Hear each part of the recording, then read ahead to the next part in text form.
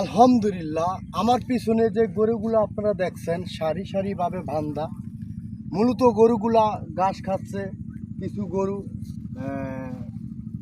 শাক খাচ্ছে। মূলত গরুগুলা ওই যে উপার থেকে আনা হয়েছে টলার করে। আবার যখন এই গরুগুলা পেট ভরে খাবে, যখন সন্ধ্যা হবে তখন নিয়ে যাবে টলার করে আবার ওপারে। তো মূলত আমাদের কৃষক ভাইরা যারা আছে তারা কিন্তু এই গরু দিয়েই সফলতা পাইছে আলহামদুলিল্লাহ। তো তারা এদিকে বিনামূল্যে খাচ্ছে ঘাস, তারপরে গাছরা। তো তারা তাদের খাওয়া শেষ হলে পেট ভরে গেলে আবার কৃষক ভাইয়েরা আসবে, তাদের গরু আবার টলার করে বাসায় নিয়ে যাবে। তো সবাই ভালো থাকবেন, সুস্থ থাকবেন। আল্লাহ হাফেজ।